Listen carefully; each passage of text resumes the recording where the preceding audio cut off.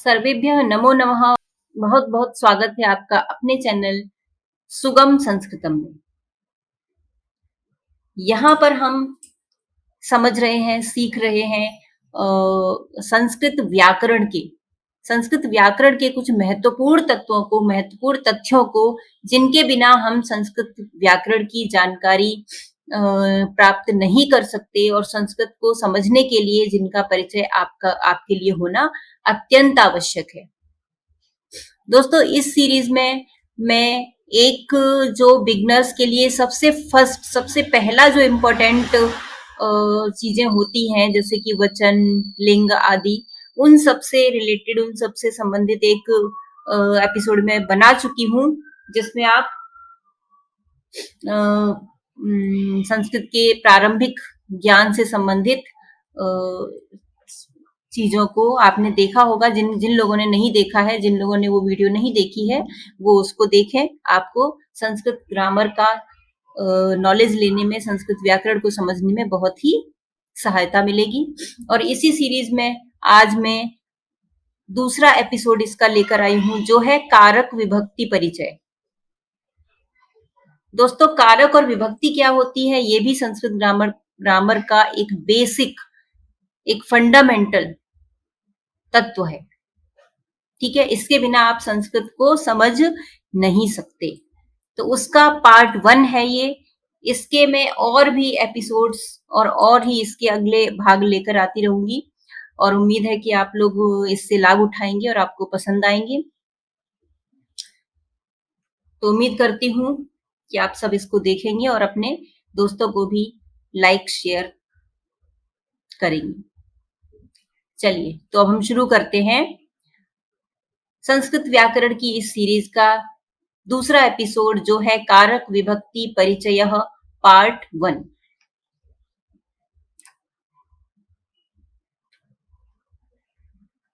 दोस्तों, कारक को समझने के लिए कि कारक क्या होता है, विभक्ति क्या होती है, उसको समझने के लिए आपको सबसे पहले जानना आवश्यक है कि एक वाक्य की रचना कैसे होती है, जिसको हम इंग्लिश में कहते हैं सेंटेक्स।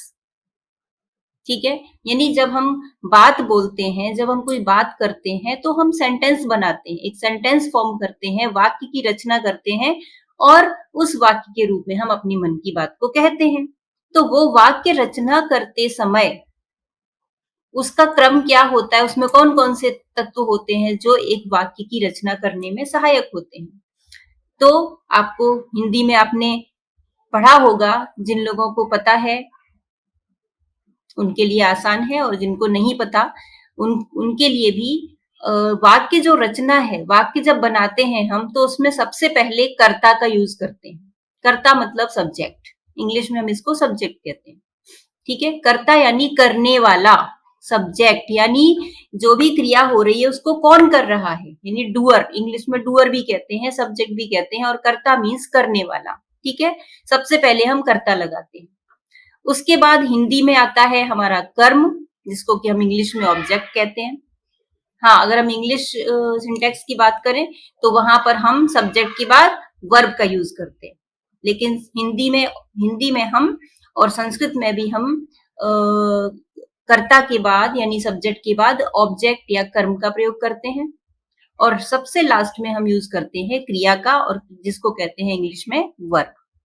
तो यानी हमारा वाक्य को रचना करने का, वाक्य बनाने का, सेंटेंस फॉर्मेशन का जो एक क्रम होता है, वो क्या होता है, सबसे पहले कर्ता, फिर कर्म, और फिर लास्ट में क्रिया।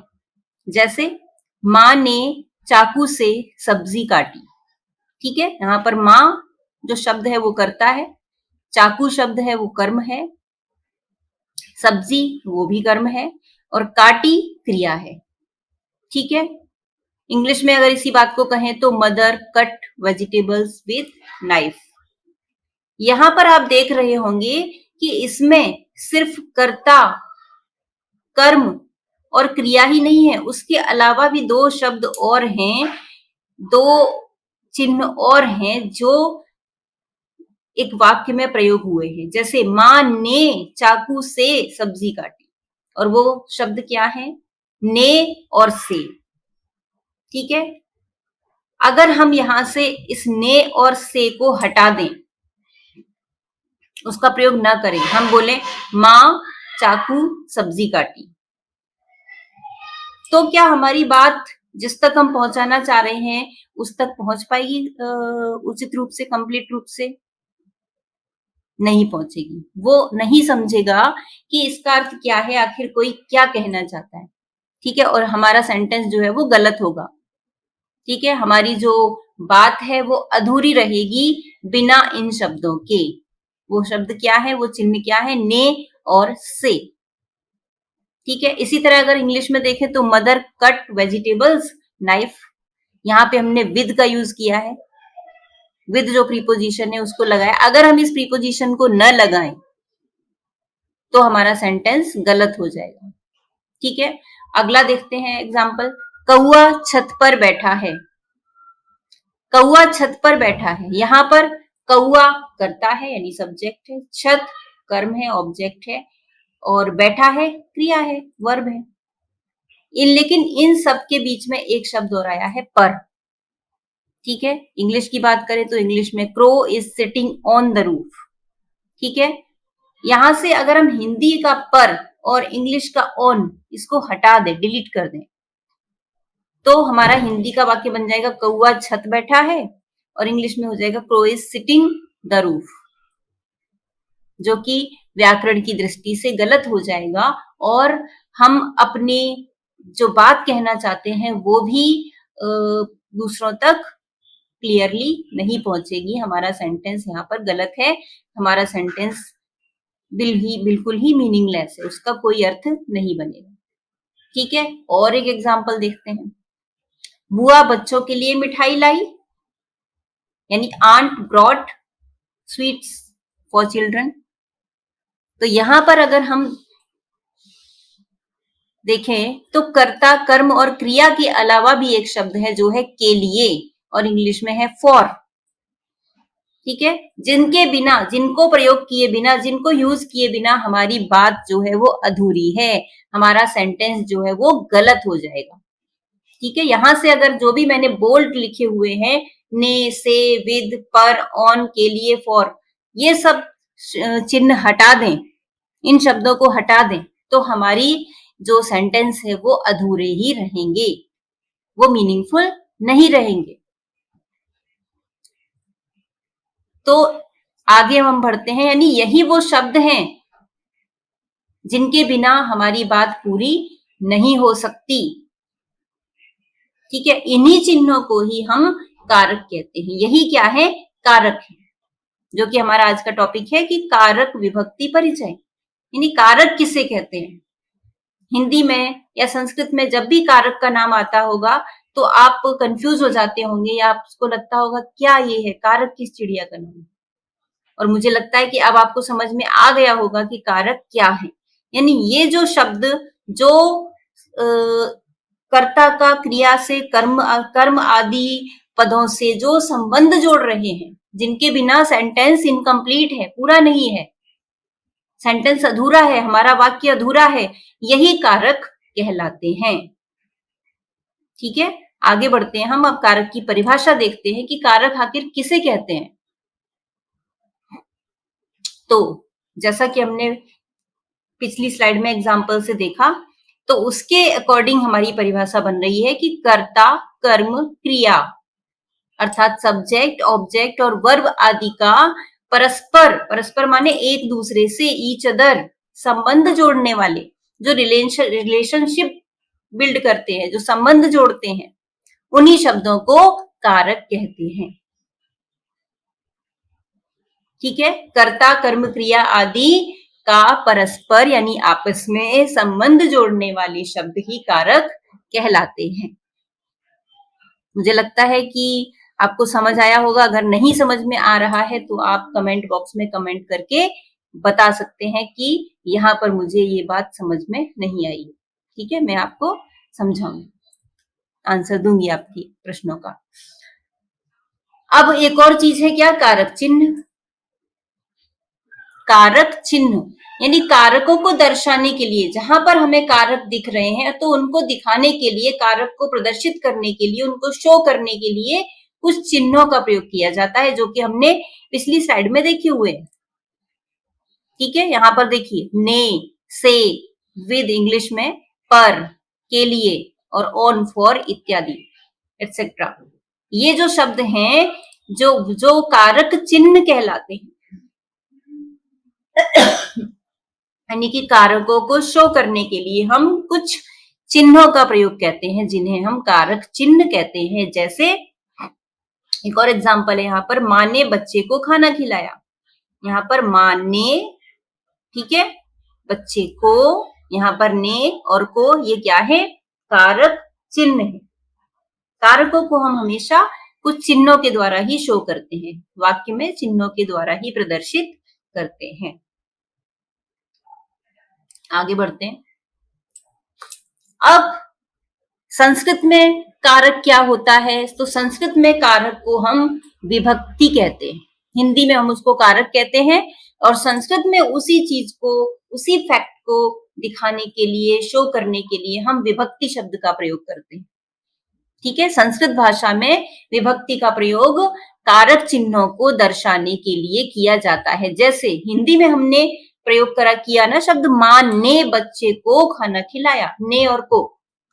लेकिन अब हम क्योंकि संस्कृत पढ़ रहे हैं, तो संस्कृत भाषा में हम ने और को का प्रयोग नहीं करेंगे ना, उसके लिए कुछ अलग ही टर्म यूज होगा। तो उसके लिए, यानी इन कारक चिन्हों को शो करने के लिए संस्कृत भाषा में जिन चीजों का प्रयोग किया जाता है, जिस टर्म का प्रयोग किया जाता है, उसे हम विभक्ति कहते हैं। ठीक है, अगर हम इसकी परिभाषा की बात करें तो हम कह सकते हैं कि संज्ञा आदि शब्दों को क्रिया के साथ संबंध प्रकट करने के लिए, ठीक है, या हम कह सकते हैं कर्ता कर्म आदि का संबंध, कर्ता का कर्म से, क्रिया आदि से संबंध, रिलेशनशिप को प्रकट करने के लिए, दिखाने के लिए, शो करने के लिए जो प्रत्यय लगाए जाते हैं, उन्हें कारक विभक्ति कहते हैं।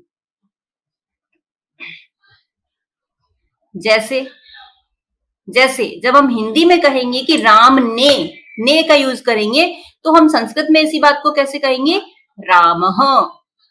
ये चीज आपने देखी होगी जब आपने रूप याद किए होंगे, या जिन्होंने अभी नहीं किए, जो बिगनर्स हैं, वो रूप याद करेंगे। ठीक है, मैंने ऑलरेडी रूप याद करने के लिए कुछ शॉर्ट्स बनाए हुए हैं, जिनको आप देखकर आसानी से कैसे मजेदार तरीके से, संगीतमय तरीके से रूप याद कर सकते हैं, वो देखेंगे आप, तो आपको उससे बहुत ही फायदा मिलेगा। ठीक है, तो रूप याद करने हैं, और यानी इन सब विभक्तियों को दिखाने के लिए रूप होते हैं। ठीक है, तो वैसे ही जैसे कि हमने कहा हिंदी में राम ने, तो हमें संस्कृत में कहना पड़ेगा रामः। अगर हम हिंदी में कह रहे हैं बालक के लिए या बच्चे के लिए, तो हम हिंदी में, हम संस्कृत में कैसे बोलेंगे इसी चीज को, बालकाय, यानी के लिए चिन्ह का प्रयोग हम संस्कृत में नहीं करेंगे, हमें कहना पड़ेगा बालकाय। ठीक है, उसी प्रकार जैसे कि अगला एग्जाम्पल मैंने लिखा है गृहस्य। गृहस्य, गृह माने होता है घर, स्य एक प्रत्यय है जो ग्रह के पीछे लगाया गया है, किस लिए, कारक विभक्ति को दर्शाने के लिए, कारक चिन्ह को शो करने के लिए गृहस्य शब्द बना। और ये जो कारक है वो कौन सा है, षष्ठी विभक्ति का कारक है, यानी जब हमें कहना होगा घर का, तो हम कहेंगे गृहस्य, यानी घर का। यहाँ पर का चिन्ह प्रकट हो रहा है, यहाँ से श जो रूप है प्रत्यय का, वो हमें का चिन्ह प्रदर्शित करता है। जैसे कि राम शब्द ने प्रदर्शित करता है, बालकाय, यहाँ पे जो लास्ट में आय लगा हुआ है वो के लिए शब्द को, के लिए कारक चिन्ह को प्रकट करता है। उसी तरह ग्रह के पीछे जो स्य लगा हुआ है वो का, की, के, इन कारक चिन्हों को प्रदर्शित करता है, शो करता है। हम इसको और भी देखते हैं, जैसे हम जब हिंदी में वाक्य कहना चाहते हैं कि मनीष खाना खाता है, तो हम इसी बात को संस्कृत में कैसे कहेंगे, मनीषः भोजनम खादति।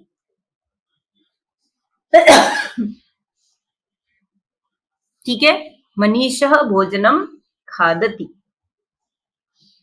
आगे दूसरा एग्जाम्पल है, माँ ने बच्चे को खाना खिलाया।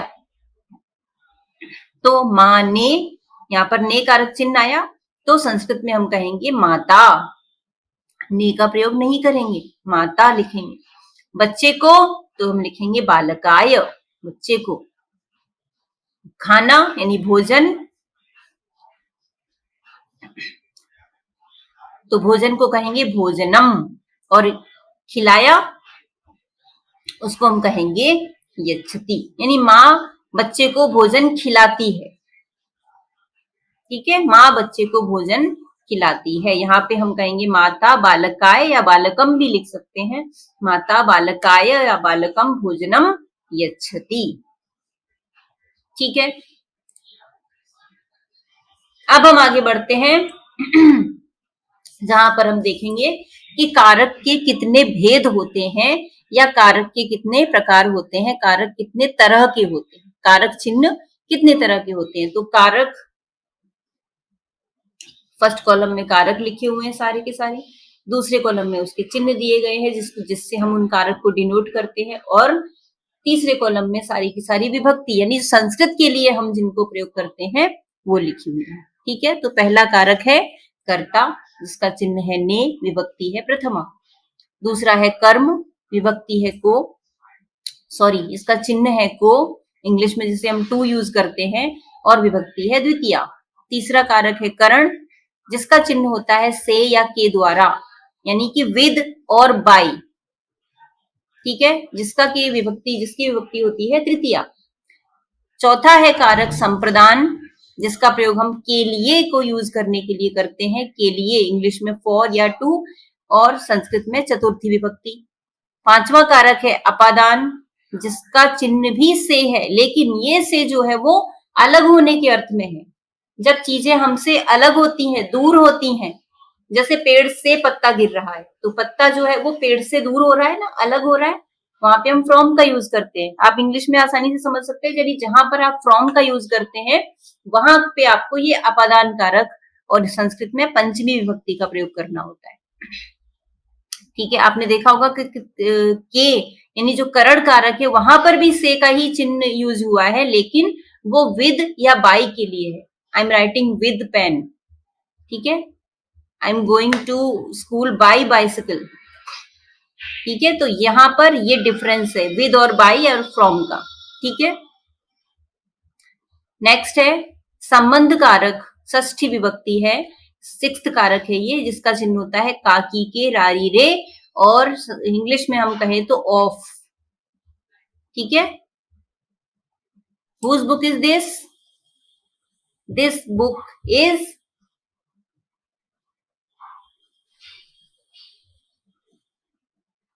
mine, मेरी है। तो हमने यहाँ पे क्या यूज किया, मेरी, ये मेरी बुक है। ठीक है, सर्वनाम शब्दों के साथ हम रारी रे का यूज करते हैं, और संज्ञा शब्दों के साथ हम काकी के शब्दों का यूज करते हैं। ठीक है, जैसे हम कहे राम के पिता, हमने के कहा, फादर ऑफ राम, इंग्लिश में ऑफ। ठीक है, नेक्स्ट है अधिकरण कारक, जिसके की चिन्ह होते हैं मैं, पे या पर, यानी इन या ऑन। जैसे कि हमने एग्जाम्पल देखा था, crow is sitting on the roof.